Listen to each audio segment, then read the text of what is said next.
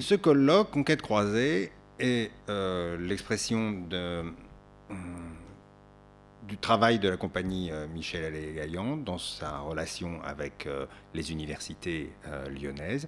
Et il y a un comité scientifique, donc on ne va pas les faire monter tous sur le plateau ou sur la tribune, mais permettez-moi quand même de les citer tels qu'ils apparaissent sur le dossier de présentation.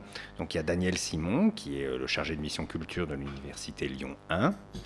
Alex Léna, je crois que Monsieur Léna était parmi nous. Il est là, voilà.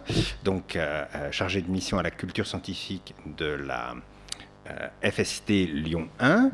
Marie Augendre, qui est là également, qui est maître de conférence à l'université Lyon 2, Christian Nicolas, qui vient nous raconter ses souvenirs d'anciens combattants en culture mancelle, Olivier Frérot, qui est le vice-recteur de l'université catholique de Lyon, Annick Rivet, qui est la vice-rectrice de la même université catholique, Anaïs Chasse, qui est chargée de mission culture scientifique du Conseil régional Rhône-Alpes, Isabelle Bonardi, qui est du service sciences-société de l'Université de Lyon, Emmeline Ollery, qui est danseuse de la compagnie Michel Allais-Gaillan, et qui était remarquable dans Gisèle, Michel Allais-Gaillan, qui est chorégraphe et qui a fait un remarquable Gisèle, dont je le dis parce que j'ai participé à ce Gisèle, alors il faut que je fasse aussi un peu ma promo, et Anne Brou-Moret, qui est la présidente de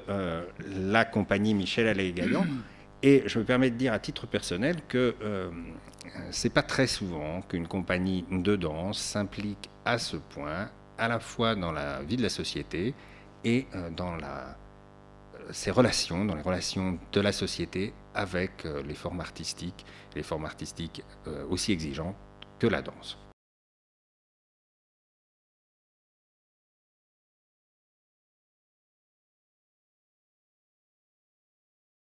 On m'a demandé de parler, et je remercie Anne Brou de m'avoir invité, de la mathématique et de l'œuvre d'art. Inutile de vous dire que je ne veux pas traiter le sujet en une demi-heure, parce que ça remonte à peu près aux pythagoriciens au VIe siècle avant Jésus-Christ, la réflexion sur les mathématiques et l'œuvre d'art, ou la construction d'une œuvre d'art, qu'elle soit musicale, picturale, architecturale, sculpturale ou autre. Donc je vais essayer de proposer une sorte de survol de cette question du rôle des mathématiques et donc de la rationalité dans l'œuvre d'art, que je vais rapprocher de la notion de monde au sens d'Hannah Arendt, lorsqu'Hannah Arendt fait remarquer que ce qui définit fondamentalement l'existence humaine, c'est que lorsqu'un homme vient au monde, comme on dit, dans toutes les langues d'ailleurs, et pas simplement en français, lorsqu'un homme vient au monde, il rencontre des œuvres qui sont durables, à la différence des processus de la vie qui, eux, disparaissent à mesure. Quand vous mangez du pain, que vous buvez du vin, pour parler comme Hölderlin, le pain et le vin se dissolvent dans votre propre vie qui elle-même va se dissoudre quand vous allez disparaître, quand nous allons tous disparaître. Tandis que les œuvres d'art subsistent. Et dans un article de journaliste, donc consacré au Salon de la peinture à Paris, Baudelaire écrit, je le cite, qu'un bon tableau, fidèle et égal au rêve qu'il a enfanté, doit être produit comme un monde. Un bon tableau doit être produit comme un monde. Comme si le créateur, en peinture, était une sorte de Dieu qui, à la suite d'un fiat, souhaite qu'un monde apparaisse sur la toile. Et donc, quand l'œuvre s'offre au regard dont elle est en quelque sorte le foyer, elle dévoile la présence d'un monde qui est étranger au nôtre, par une perfection, on dirait aujourd'hui infinie, qui en protège l'accès en quelque sorte. Et le même Baudelaire, dans un autre texte, salue l'instinct immortel du beau qui nous fait retrouver, je le cite, dans la terre et ses spectacles comme un aperçu, comme une correspondance du ciel. Une œuvre d'art est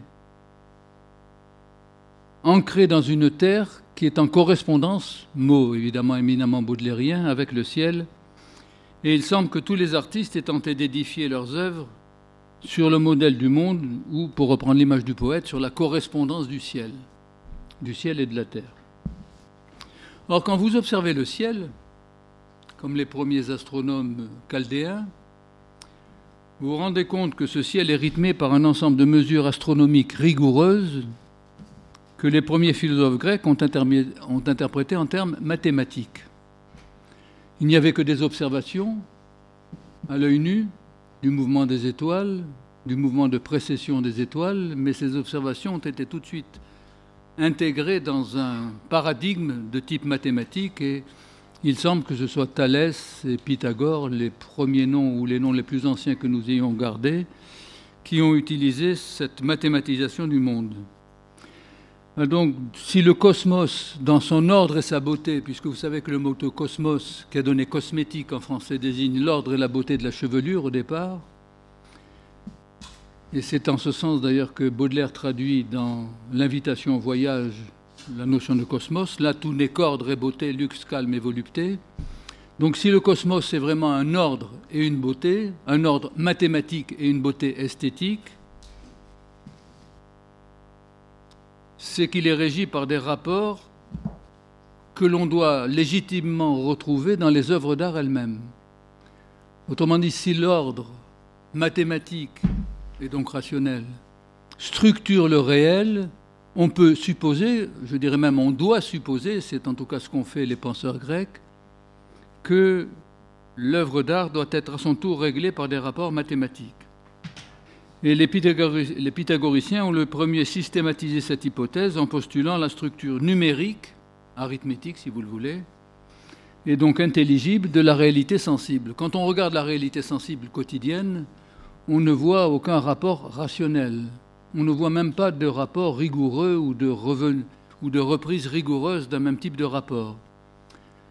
Et donc on suppose par une sorte d'hypothèse métaphysique ou métamathématique que le monde, et donc l'homme, puisque l'homme fait partie du monde, est réglé lui aussi par des rapports tout aussi rigoureux, tout aussi rationnels, tout aussi mathématiques.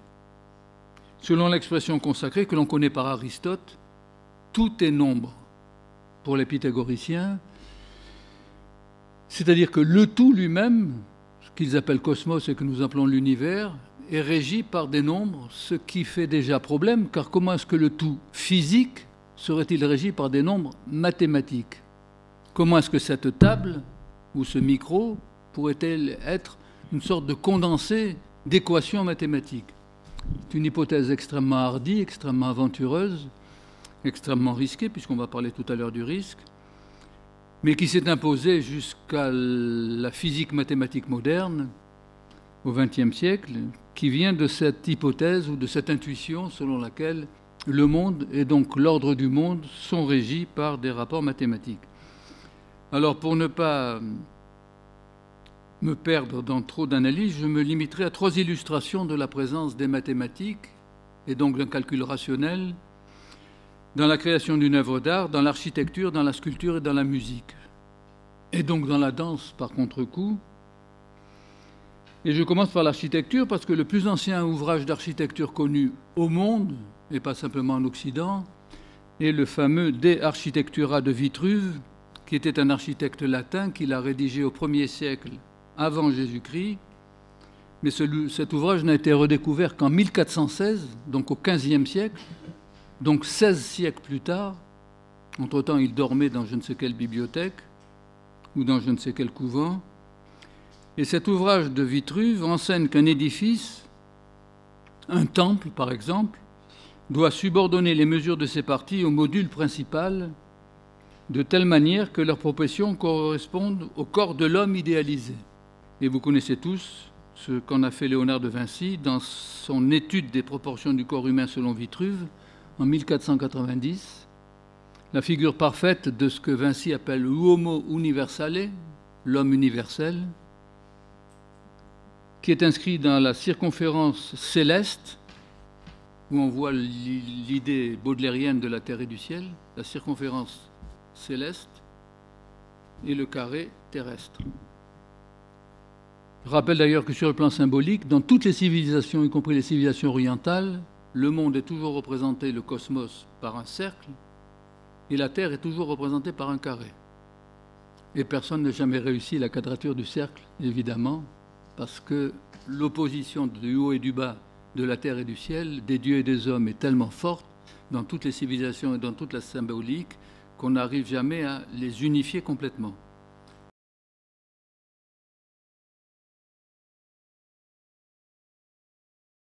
Alors vous reconnaissez dans ce dessin la présence de ce qu'on appelle à l'époque médiévale et à l'époque Renaissance la section dorée. Sectio aurea, que l'on appellera plus tard, mais très tardivement, à la fin du XIXe siècle, le nombre d'or. Le nombre d'or, c'est une invention du XIXe siècle. Mais à l'époque renaissante, on l'appelle la sectio aurea. Et elle a été surtout étudiée par un mathématicien de la Renaissance qui s'appelle Luca Pacioli, P-A-C-I-O-L-I, qui était un franciscain et un mathématicien, dans son ouvrage de 1509, illustré par Léonard de Vinci, qui s'appelle De Divina Proportione. Alors il semble que les premières réflexions sur la section dorée ne soient pas venues simplement de Fibonacci, ni évidemment de Luca Pacioli 3 siècles plus tard, mais du sculpteur grec Polyclète de Sicyone, qui avait utilisé effectivement cette section dorée, appelée plus tard donc le nombre d'or, dans ces deux sculptures majeures, le canon ou le doryphore, c'est-à-dire le porteur de lance, et le diadumène. Et la statue du doryphore confirmait son canon ou règle, et depuis le mot est passé dans toutes les langues, le canon, une beauté canonique, une sculpture canonique. Mais le mot canon en grec signifie simplement une règle mathématique, qui expose les proportions numériques des parties du corps humain. Et Galien, le plus grand médecin de l'Antiquité avec Hippocrate, reconnaissait dans la statue de Polyclète, en médecin, spécialiste du corps humain donc, le jeu d'équilibre que doit chercher la médecine. Alors, soit dit en passant, et sans insister davantage sur cette notion architecturale, cette proportion parfaite se retrouve au XXe siècle chez Le Corbusier.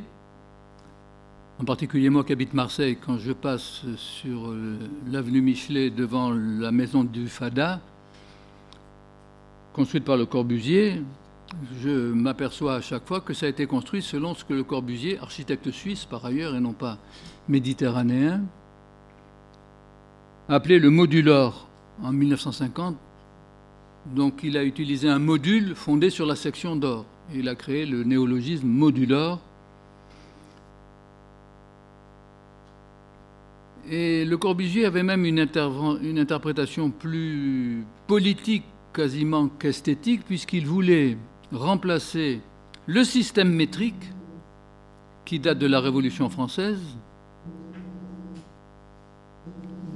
depuis 1791, puisque vous savez que le mètre est la 10 millionième partie du quart du méridien terrestre en 1791 tel qu'il a été mesuré. Donc ça, c'était une mesure abstraite pour Le Corbusier qui, revenant à une proportion plus adaptée par l'homme, voulait lui substituer une proportion, un modulor, fondé sur le corps de l'homme. Alors, quels étaient les calculs du Corbusier? Le rapport entre la taille moyenne d'un homme, il voyait assez grand en 1950, 1,83 m. Je ne pense pas que c'était la moyenne du corps humain en 1950. Mais enfin, il avait pris la taille d'1,83 m et il avait mesuré la hauteur moyenne du nombril, 1,13 m. Et quand vous faites le rapport 1,83 m sur 1,13 m, vous trouvez 1,619, soit le nombre d'or à 1 millième près. Et donc, dans la gamme pythagoricienne ou la gamme naturelle, vous avez 3 intervalles fondamentaux. Si je parle de la note fondamentale, disons le Do en Do majeur, mais ça pourrait être une autre note fondamentale, un Mi bémol ou un Si bémol, ce que vous voulez. Mais si je prends la gamme de Do, les 3 intervalles fondamentaux sont l'intervalle d'octave, Do, Do,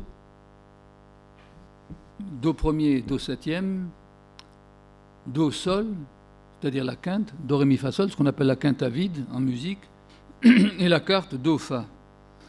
Toute la musique occidentale, y compris le jazz, y compris le bop, y compris toutes les musiques qu'on écoute à la radio, sont fondées sur ces 3 piliers que sont l'intervalle d'octave, de quarte et de quinte.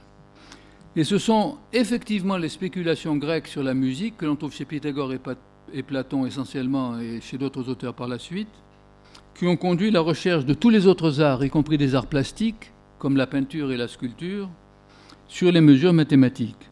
Le nombre d'or ou la section d'or a été employé depuis l'Antiquité dans l'architecture, c'est Xenakis qui parle. Les pyramides, le Parthénon, Sainte-Sophie, les palais de la Renaissance italienne ainsi que les constructions modernes sont tracés selon la règle d'or. C'est l'une des lois biologiques de croissance. On la retrouve dans les proportions du corps humain. Par exemple, le rapport des hauteurs de la tête et du plexus solaire est égal au nombre d'or. Là, il reprend tout simplement Vitruve. Les phalanges et les doigts, les os des bras et des jambes sont décrits en proportion d'or. Or, ajoute-t-il, les durées musicales sont créées par des décharges musculaires qui actionnent les membres humains. Donc ici, il fait un rapport non pas simplement anatomique, mais physiologique ou dynamique entre les différentes façons de mouvoir ses membres, d'actionner ses membres, comme il le dit lui-même, par des décharges musculaires qui sont fondées, selon Xenakis, on le suit ou on ne le suit pas sur cette hypothèse, selon le nombre d'or. Et il termine ce passage en disant « Il est évident que les mouvements des membres humains ont tendance à se produire dans des temps proportionnels aux dimensions de ces nombres. » D'où la découverte du rythme dans la musique et dans la danse, déjà dans la perception que nous en avons. D'où la conséquence que j'en tire, termine Xenakis dans sa partition Le Sacrifice, les durées qui sont en rapport du nombre d'or sont plus naturelles pour les mouvements du corps humain.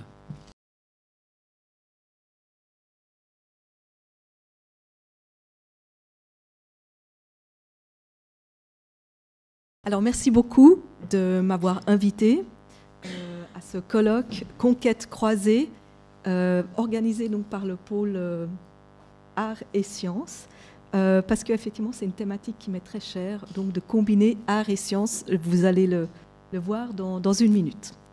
Donc Conquête croisée, je vais vous parler du risque comme d'une, en tout cas essayer de vous parler du risque comme d'une incessante conquête. En effet, le risque, c'est quelque chose de très difficile à appréhender. Il a de multiples définitions. Je vais vous en montrer quelques-unes. Et donc, c'est un objet ou une situation ou en tout cas quelque chose qui est très difficile à saisir. Une des formes les plus, on va dire, les plus communes et les plus, on va dire, faciles pour l'appréhender, c'est de l'appréhender par les catastrophes. En effet, le risque, on peut dire que c'est l'étape pré-catastrophe, et les catastrophes, quand elles se réalisent, eh bien, c'est la manifestation d'un risque. Mais je ne vais pas entrer plus en détail, puisque mon Johan Moreau va parler, lui, des catastrophes. Moi, au contraire, j'aimerais prendre à rebrousse-poil la question, et c'est le titre un peu de ma présentation, c'est « Peut-on penser les risques sans catastrophe ?» J'aimerais dire qu'il y a un enjeu très très fort de penser les risques, pas par les événements qui se sont déjà produits, mais par le risque lui-même. Alors évidemment, c'est très difficile puisque le risque en tant que tel, il faut l'appréhender, le saisir. On ne sait pas vraiment ce que c'est. Est-ce que c'est des signes avant-coureurs? Qu'est-ce que c'est? Donc il faut lui donner du contenu, mais comment? Puisque effectivement, en tant que tel, il n'y a pas forcément de marque tangible de son existence. Il n'y a que des... Enfin, il y a certaines marques tangibles, des signaux avant-coureurs, mais il faut savoir les saisir avant qu'ils se transforment en catastrophe.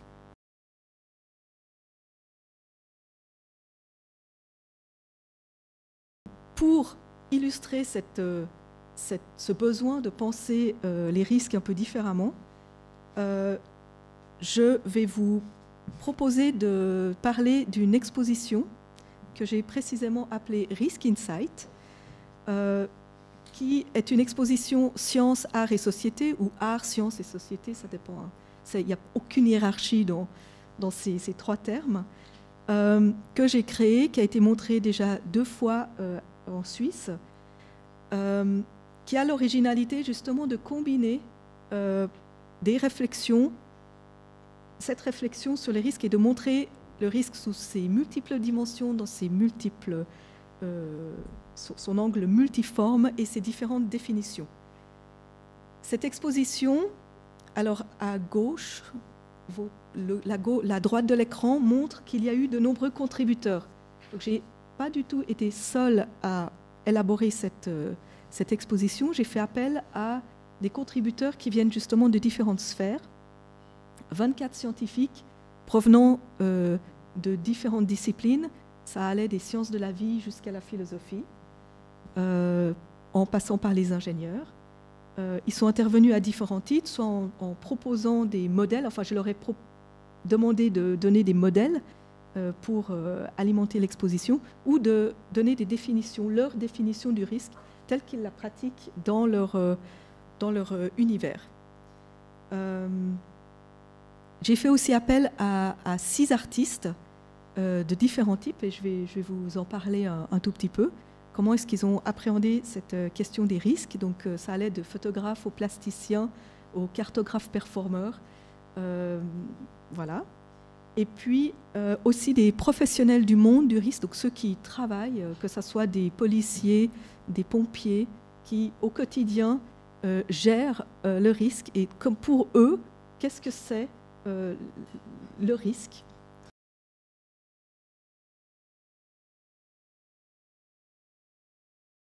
Je vais vous parler de vivre avec les risques. Donc là, l'idée,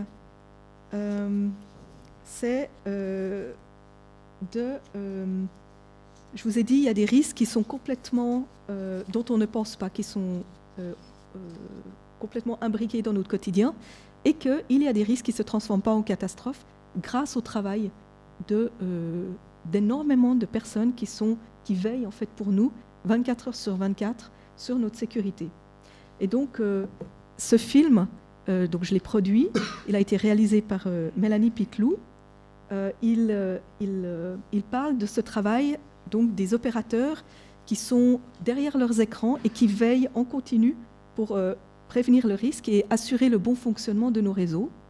Et donc, on a fait une véritable enquête, comme on le fait en sciences sociales. Simplement, le résultat a été fait sous forme de documentaire scientifique.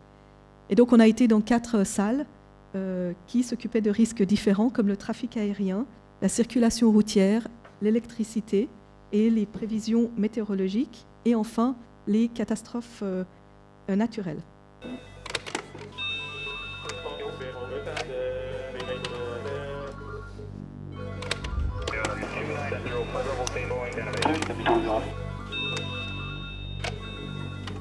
Il ne faut pas trop compter sur les caméras.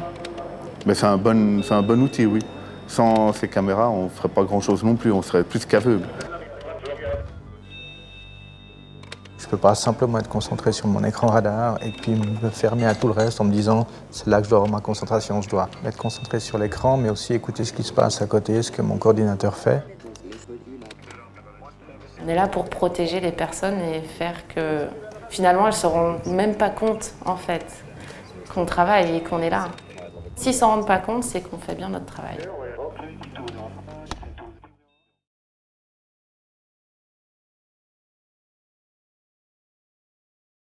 Pour distinguer la notion de l'approche en termes de risque, qui effectivement tend à être conceptuelle parce que les risques sont, à la différence des aléas, des choses que l'on envisage, qui sont de l'ordre de la prévisibilité, de l'ordre de l'anticipation. Appréhender les choses en termes de risque, c'est quelque chose, c'est appréhender, c'est ne pas les appréhender dans leur concrétude, dans le fait qu'ils sont là. Ça, c'est un aléa, c'est une contrainte, c'est pris dans ce sens-là. Le risque va composer avec le possible. En ce sens, tel que je l'approche, il relève de la catégorie des probabilités. Et la notion de risque positive, qu'a évoqué Valérie November, c'est ce qu'on appelle une chance en probabilité. Il y a les risques, il y a les chances. Et en amont de ces deux catégories, on parle du fortuit. Le fortuit, ce n'est pas le hasard, qui lui aussi relève des probabilités, c'est quelque chose qui est plus général. Le fortuit, c'est à la fois ce qu'on est capable de prévoir comme un tirage, une possibilité, je vais expliquer par un petit exemple, et ce que l'on n'est pas capable de prévoir. La force des probabilités, c'est d'avoir simplifié le milieu à l'extrême. Mais son défaut, sa faille, c'est que le milieu avec lequel nous vivons, ou coexistons, dans lequel le milieu concret, avec littéralement concret-serré, c'est avec, crécérer, grandir, croître. Le milieu avec lequel nous concréissons, eh bien, dans ce milieu-là, n'est pas un milieu de probabilité, il est un milieu avec lequel il faut composer. Donc tout ça pour dire que mon approche ne sera pas en termes de risque, mais ni en termes de chance, qui serait l'inverse des risques, mais en termes de fortuit. Et en sciences humaines, comme en sciences inhumaines, on a besoin de définir les concepts avec lesquels on travaille. Donc là, on a reprécisé celui de risque. Et aujourd'hui, je vous propose de repréciser celui de catastrophe.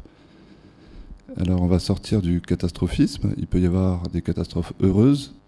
Mais surtout, je vais commencer par un propos ad hoc. Et je vais essayer de vous montrer pourquoi et en quoi les aléas nucléaires, Tchernobyl, Fukushima, et la production de radioactivité, d'isotopes radioactifs d'une manière générale, ou les téléphones portables, pour prendre l'exemple d'Alex Lena, ne sont pas des catastrophes. Pourquoi ça ne relève pas, pourquoi Fukushima, pour le dire assez brutalement, n'est pas une catastrophe? Alors c'est brutal, mais on va essayer de voir pourquoi et en quoi, qu'est-ce que c'est que la définition d'une catastrophe, et pourquoi Fukushima ne relève pas de cette définition.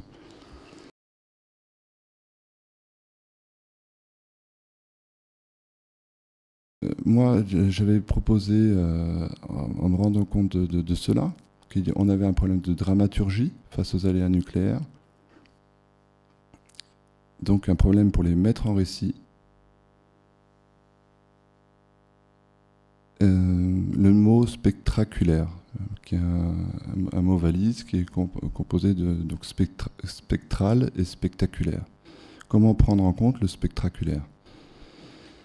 Et sur cette base, et étant conscient que c'était un problème de dramaturgie, on a eu la chance, finalement, l'opportunité que la Manufacture, qui est une école, la haute école de théâtre suisse romande, qui est à Lausanne, lançait un projet de financement d'un travail conjoint entre monde académique et non académique. Et à partir de là, parce que je travaillais déjà avec un metteur en scène en Suisse, il m'appelle et il me dit: est-ce que tu aurais un truc sous le coude? Je lui dis: ben voilà, moi je suis en train de travailler, il venait de se produire Fukushima, j'ai cette idée, un problème de dramaturgie, à mon avis, si c'est toi qui es le plus compétent pour m'amener des billes là-dessus, parce que c'est quand même quelque chose qui relève du domaine théâtral, on y va. On propose, le projet a été reçu, financé, après des gros financements qui sont arrivés, ce qui nous a permis de travailler en résidence. On est arrivé avec une proposition du monde, on peut dire, réel, qui était Fukushima, un événement concret, etc., qui se passe. Matériaux, on peut dire, scientifiques. Et je dis à Fabrice Corgeral, metteur en scène, il faut aussi un matériau du côté théâtral. On a besoin que ça puisse se confronter. Il ne faut pas tomber que sur l'événement, l'aléa qui a eu lieu. Donc il a proposé, lui, m'aider. Il a m'aidé d'Euripide.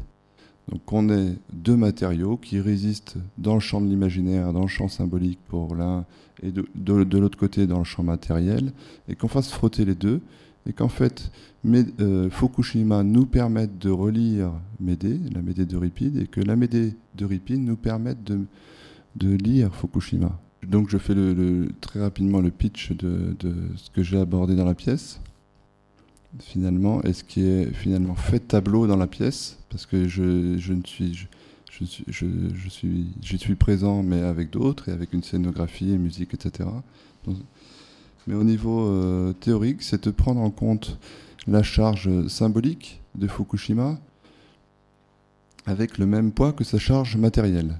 C'est-à-dire que par Fukushima, il y a une mise en danger, une mise en angoisse, une mise en inquiétude aussi d'un rapport au monde, et que ce rapport-là est de l'ordre du champ symbolique. Et qu'il faut aussi, qu'il faut aussi travailler cette charge symbolique. Dans cette idée, c'est que entre le monde académique et le monde non académique, qui pour moi relèvent tous de la recherche, parce qu'ils relèvent tous de l'expérience. Il y a comme ça un travail de ce qui est caché pour l'un et visible pour l'autre, de ce qui fait matière pour l'un qui est interne et occulté par l'autre, de ce qui quelqu'un qui va partir de ses émotions et quelqu'un qui va les mettre à part pour tendre vers l'objectivité. Entre ces deux mondes-là, il y a quelque chose de lunaire au sens plein qui conjoint face visible, face invisible, partie appréhendée par le champ de l'objectivité et par exemple de la physique ou des mathématiques, et une part appréhendée par le champ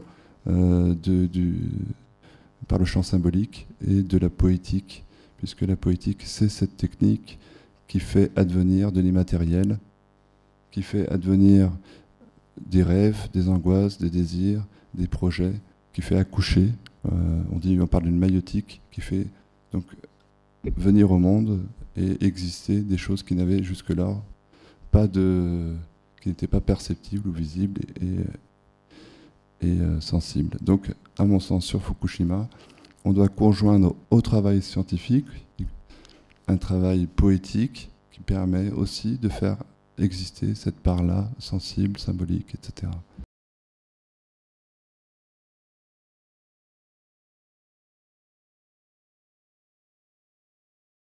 Je suis artiste plasticien et c'est simplement un petit parcours que je vais vous proposer dans certaines de mes œuvres, certains des travaux qui en effet ont été déclenchés, inaugurés, puis travaillés par des collaborations avec des scientifiques. Et c'est sans doute pour cela qu'on m'a demandé d'être présent cet après-midi. Alors, l'œuvre en question, qui est l'œuvre générique sur laquelle je travaille depuis peut-être maintenant une douzaine d'années, s'appelle effectivement Middle of Nowhere. Et c'est ce qui m'a valu, entre autres, une première rencontre avec un physicien ici à Lyon en 2007 pour la Biennale d'art contemporain. Le directeur de la Biennale m'a proposé de travailler avec un scientifique. Et j'ai effectivement rencontré un monsieur qui s'appelle Jean-Paul Martin et qui était et est toujours spécialiste de recherche sur la matière et l'antimatière et interrogé par le milieu de nulle part. Donc on s'est rencontrés sur cet oxymore du Middle of Nowhere et on a commencé à converser tous les deux et c'est cette conversation qui s'est continuée et qui finalement a abouti sur une collaboration qui a produit un travail. Alors juste peut-être deux mots avant d'entrer dans cette œuvre-là en question qui s'appelle Augenblick, sur laquelle je reviendrai tout à l'heure. Juste deux mots sur l'œuvre Middle of Nowhere. Middle of Nowhere est une œuvre qui effectivement, je crois que ça a été dit ou écrit, je ne sais plus, mais fonctionne aussi bien sur le réseau, sur le net. Vous voyez ici la page d'accueil du site internet qui est dédié à l'œuvre, donc middleofnowhere.org, qui a été fait notamment en collaboration, ce site-là, avec l'école normale sup de Lyon. Donc là aussi une autre collaboration entre une institution scientifique et un artiste. Et que cette œuvre-là, Middle of Nowhere, a une base, une fondation, et que cette fondation a consisté pour moi à implanter, établir 6 centres d'art contemporain fantômes sur les 6 continents.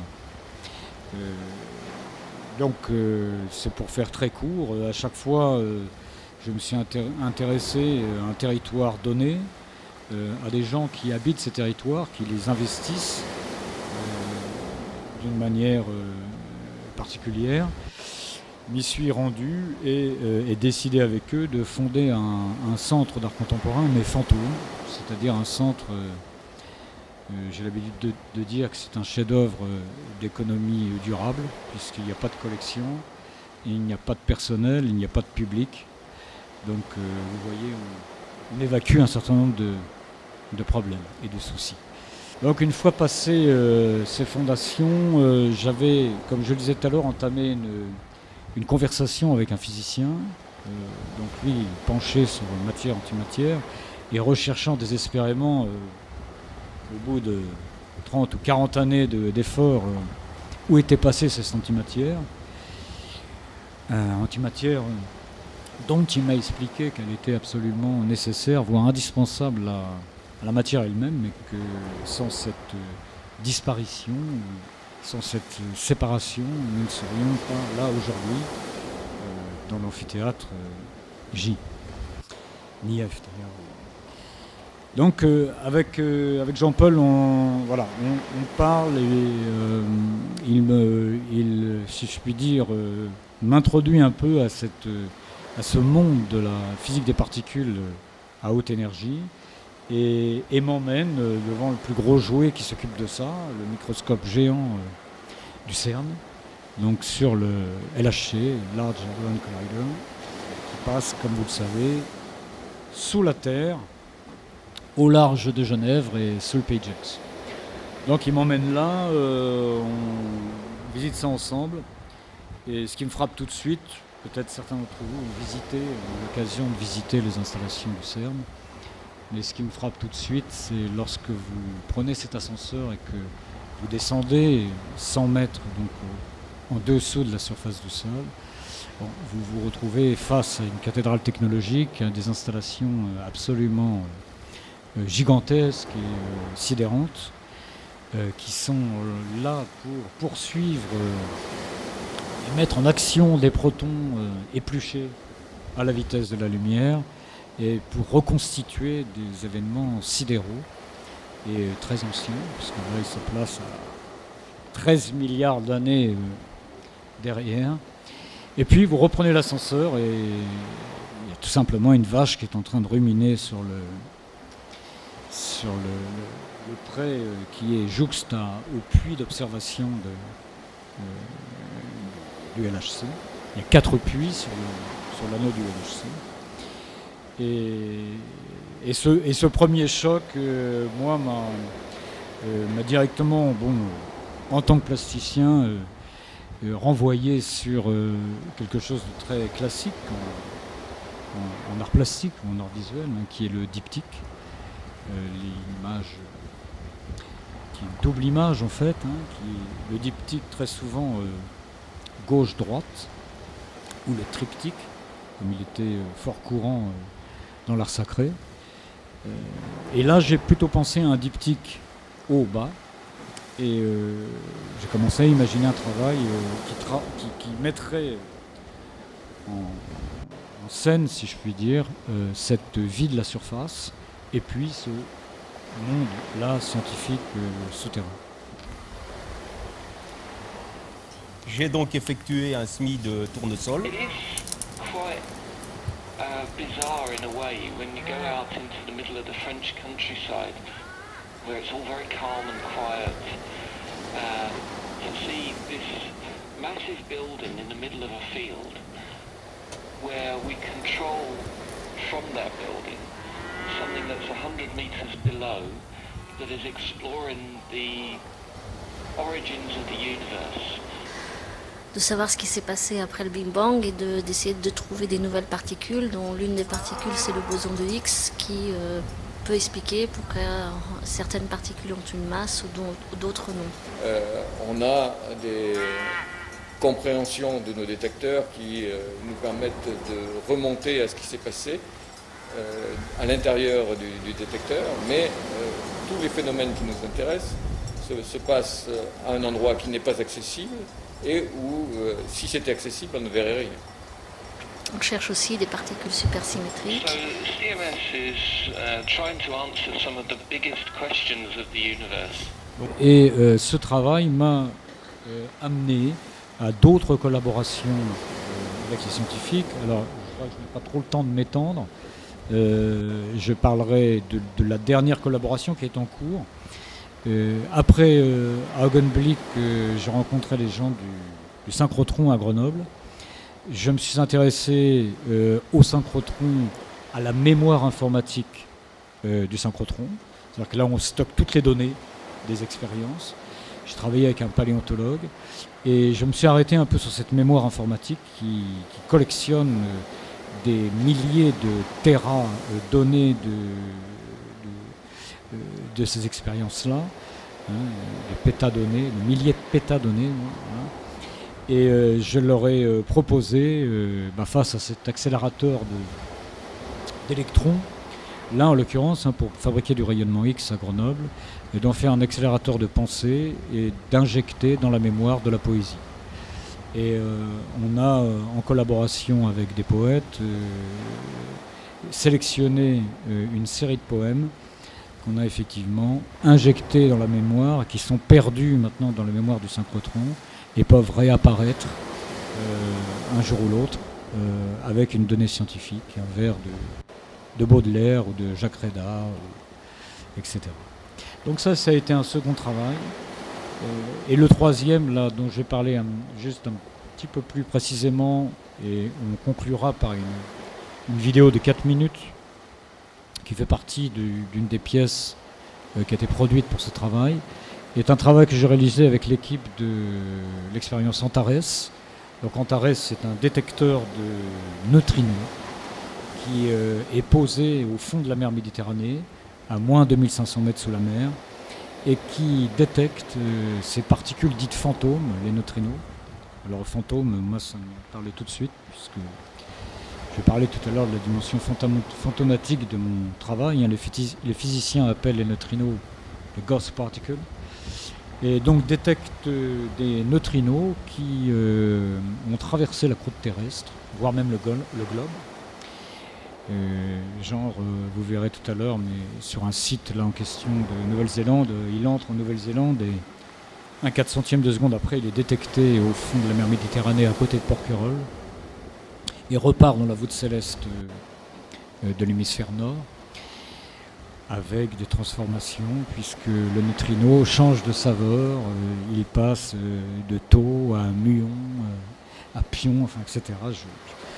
Je ne m'étendrai pas là-dessus, je dirais vite des bêtises, mais on a travaillé effectivement, j'ai travaillé avec les gens d'Antares, et ce que je leur ai demandé au départ, ce qu'ils n'avaient jamais fait, c'est de me produire une map monde avec les points d'entrée des neutrinos détectés, avérés, sur les quelques années de l'expérience Antares, qui est toujours en cours.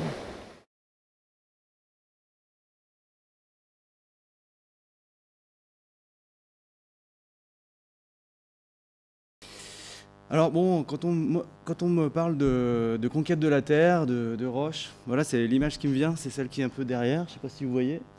C'est un peu la conquête humaine. J'ai l'impression que quand on parle de conquête, on parle souvent d'une action de l'homme.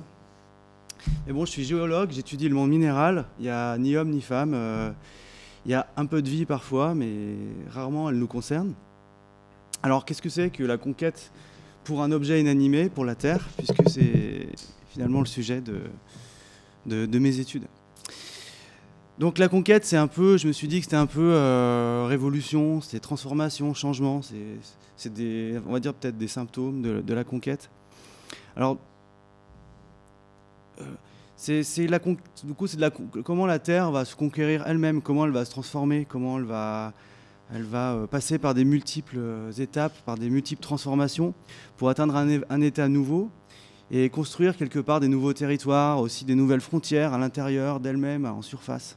Donc voilà, je vais essayer de partir de la conquête de la Terre presque comme si c'était un objet vivant. Alors tout d'abord, la Terre, en fait, elle a conquis son territoire, comme vous le voyez sur cette image. Vous le voyez ou pas bien? Est-ce qu'on éteint la lumière à côté ou est-ce que vous voyez bien? Vous voyez bien, c'est parfait. Alors la Terre, elle a conquis son territoire, son espace, et puis même, on va voir qu'elle a conquis même la possibilité de son existence. La Terre, elle réside à peu près 150 millions de kilomètres du Soleil, un peu toute seule, elle est entourée de deux voisines, et elle forme un corps qui est essentiellement rocheux, avec aussi du métal à l'intérieur, et sa masse, elle est vraiment immense par rapport à ce qu'on peut nous appréhender. C'est environ 1000 fois la masse des océans, une centaine de fois la masse de la Lune. Donc voilà, la Terre, elle a conquis un espace, une identité. Et je vais essayer de raconter un peu cette histoire qui reste une histoire qui n'est pas finie, tout est temporaire. Alors tout a commencé en fait en poussière, donc là je vous montre quelque chose qui s'appelle une nébuleuse avec des étoiles. Une nébuleuse c'est du gaz essentiellement, voire de la poussière. Donc on peut observer des analogues à ce qu'aurait été l'espace dans lequel la Terre a dû se former, a dû créer quelque part son individualité. Et c'est un phénomène, donc la construction de la Terre à partir de cette nébuleuse qu'on appelle l'accrétion. Alors l'accrétion commencerait pour la Terre, il y a un peu plus de 4,56 milliards d'années. Et la première étape de cette histoire, c'est ce qu'on appelle la formation des premiers grains, la condensation des premiers grains. On part donc d'un nuage de gaz qui a une certaine dynamique. Je ne suis pas astrophysicien, alors je ne vais pas vous faire toute l'histoire. Mais donc moi je suis géologue, j'aime bien les cailloux et tout. Donc je vais m'intéresser à ces premiers grains. Alors je vous montre une histoire d'un frigo ici pour vous illustrer la condensation. Alors ici vous avez la condensation, de l'eau, peut-être de la glace. Et vous voyez qu'il n'y a pas de l'eau et de la glace de partout dans ce frigo. Il y en a à proximité du congélateur, donc qui est la partie la plus froide. Et ces glaces ne peuvent pas condenser à d'autres endroits dans le congélateur, dans le frigo, puisque c'est pas assez froid. Donc c'est un peu ce qui se passe dans la nébuleuse solaire. Lorsqu'on est proche du Soleil, c'est relativement chaud. Lorsqu'on est plus loin du Soleil, c'est relativement froid à l'époque, au début. Et donc on peut condenser plutôt des glaces lorsqu'on est loin du Soleil. Et lorsqu'on est près du Soleil, on va condenser d'autres grains qui sont des grains réfractaires, donc qui condensent à très haute température et qui sont essentiellement des métaux, des oxydes d'alumine, voire même un petit peu plus loin des silicates, des choses qu'il faut porter à très très haute température pour fondre.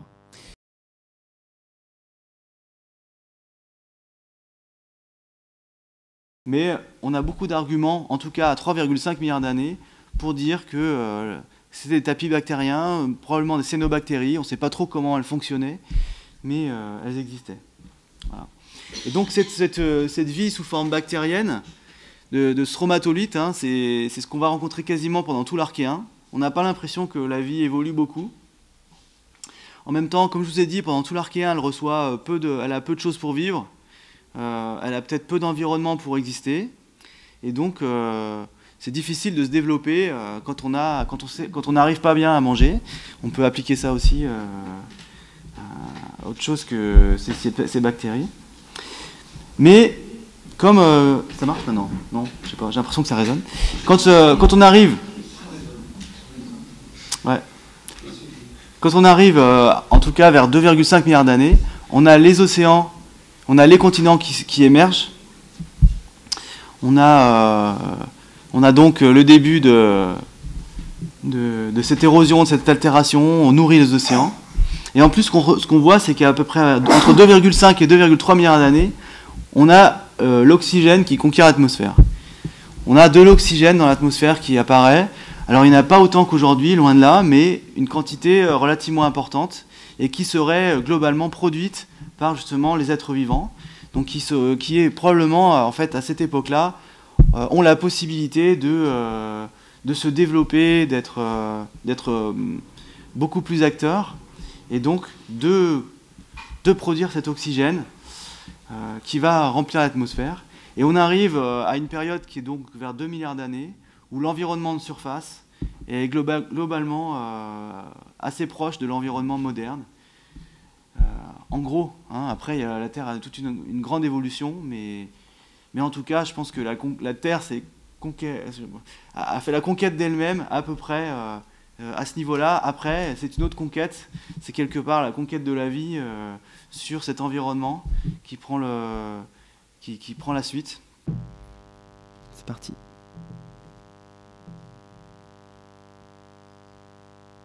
Donc dégazage des molécules, je traduis pour formation de l'atmosphère. Alors on n'est pas au timing, on n'est pas tout à fait formation donc de premières roches des océans. En fait, les océans, on sait qu'on les forme avant. Alors ça, c'est différentes les premiers organismes qui feraient de l'oxygène photosynthétique.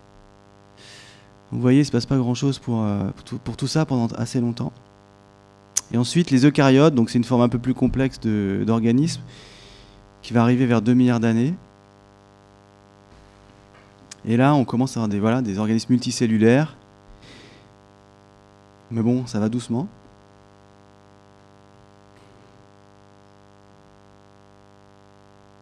Et là, c'est le début de l'explosion. On l'appelle l'explosion cambrienne, mais aussi tout le développement de... Voilà.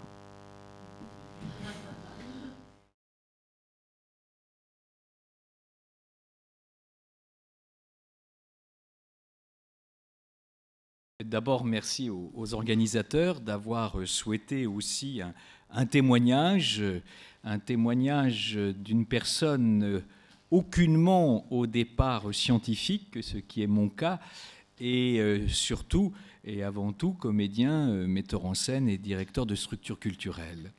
Donc je vais essayer de vous dire pourquoi, peut-être un jour, ou plutôt un soir, comment cette rencontre s'est faite et comment j'ai imaginé un projet qui a associé artistes et scientifiques pendant 3 années. Alors comment est né ce Festiplanète ? Oh, je vais vous faire une confidence, tout d'abord. Une confidence qui va tout de suite me situer par rapport à certains d'entre vous. Je ne suis aucunement un scientifique. Même dans mes études, ce fut catastrophique sur tout ce qui était science.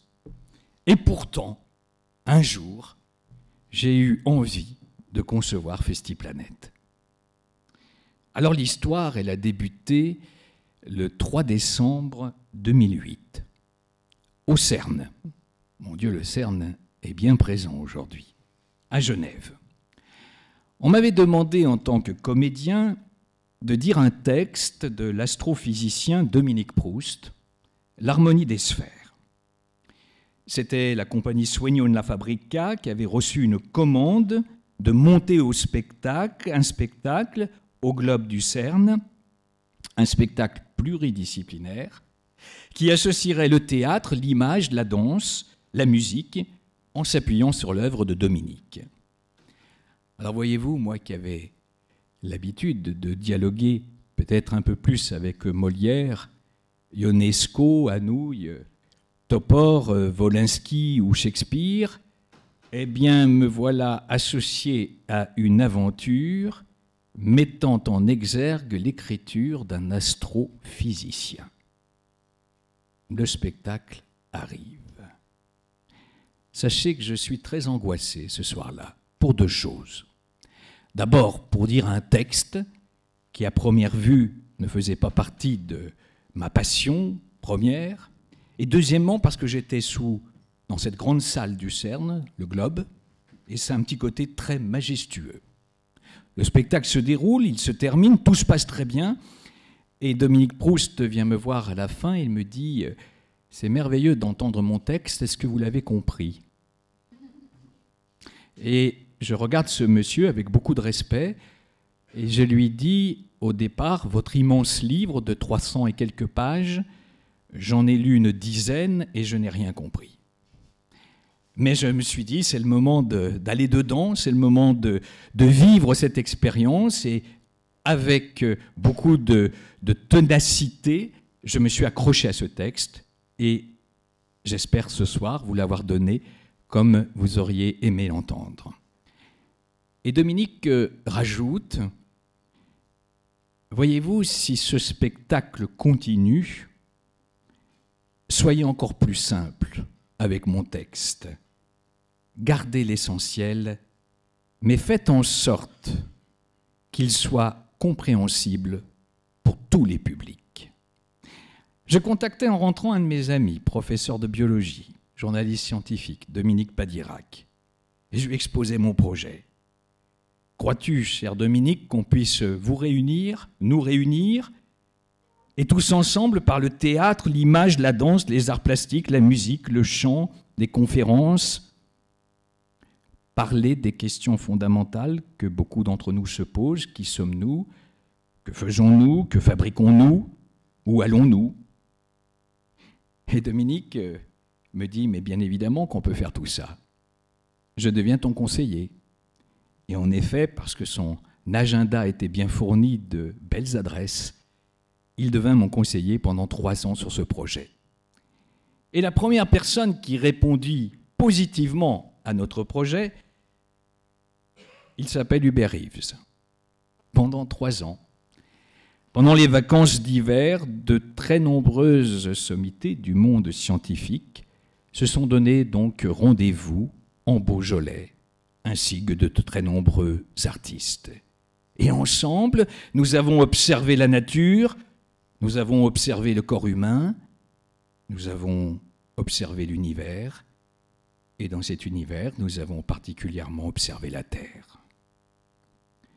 Nous avons mis dans notre grande marmite à sentiments beaucoup de mots, atomes, infimes, matière, planète, météorite, forêt, satellite, eau, air, vent. Festiplanète a donc mis en place le principe de l'acceptation d'une rencontre et d'une démarche vers l'autre.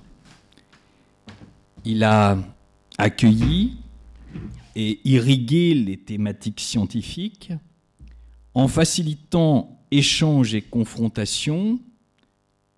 Il a défendu avec exigence les passerelles entre art et science afin d'éviter l'écueil des ghettos, source de tant de cloisonnement. Festiplanète s'était donné pour objectif, et pense l'avoir réussi, puisque nous avons quand même accueilli 25 000 spectateurs en 3 ans, mobiliser et fédérer des initiatives, des projets, des lieux d'expression dans des espaces de dimension et de nature variables. Rappeler que la culture, ce n'est pas seulement l'art, mais aussi lien de rencontre et d'échange. Favoriser l'accès à la science en faisant émerger des initiatives nouvelles permettant les relations entre elles, faciliter leur entrecroisement, leur conjugaison.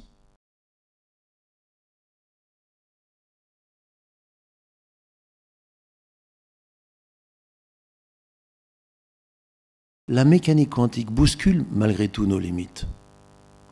Elle change la vision du monde, la vision de la physique classique, celle d'un corps, celle d'un monde où un corps est un objet ou un sujet que l'on peut expérimenter, utiliser, manipuler pour entrer dans un monde où un corps est un univers de potentialité qui va jusqu'à faire que de celui qui observe, qui mesure l'expérience, le participant qui modifie le champ et le résultat de l'expérience, qui va jusqu'à révéler l'intrication d'une particule liée à une autre, et dont la modification entraîne la modification de l'autre, et ce, quelle que soit la distance.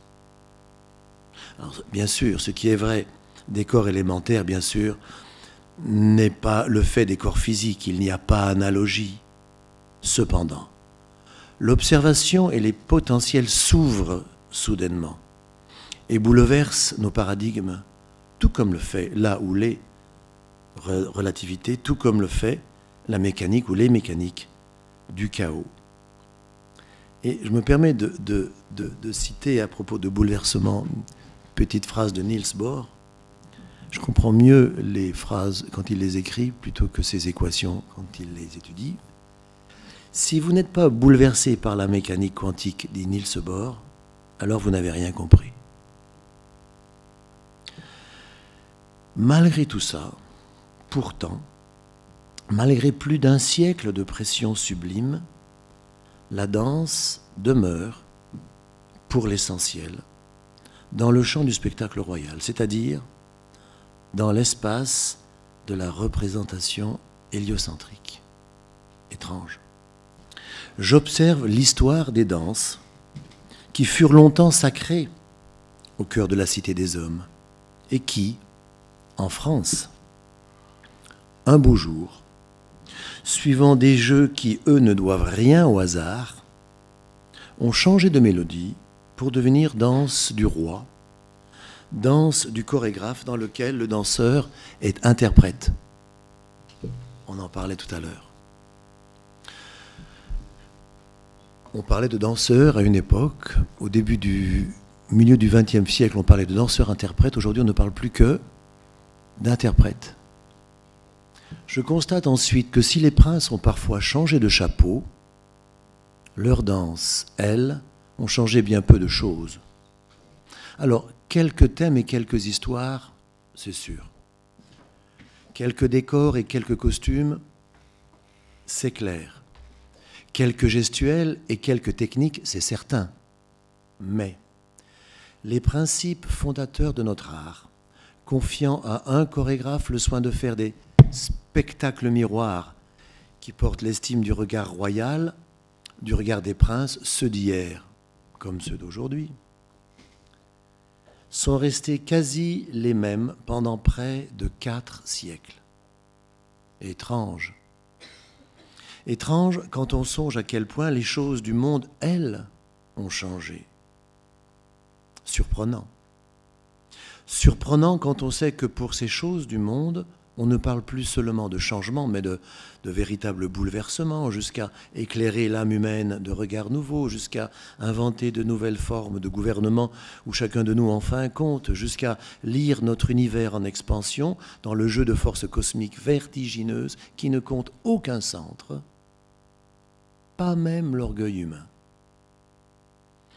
Mais ces bouleversements ne semblent pas affecter notre art qui, lui, joue à changer bien peu de choses. Je sais, elle l'a dit, elle l'a écrit, je sais qu'Isadora trouvait cela déjà troublant, choquant au début de son siècle. Alors que dire au début du nôtre? Ainsi, je me permets de vous proposer de nouveaux jeux, de nouvelles danses, et là j'insiste beaucoup, qui gardent profondément l'affection, l'estime et l'émotion des danses d'hier. Mais qui, de plus, tente de donner sa place aux danseurs, à chacun de nous, dans des créations qui parlent plus pleinement de nous aujourd'hui. Que signifie cela?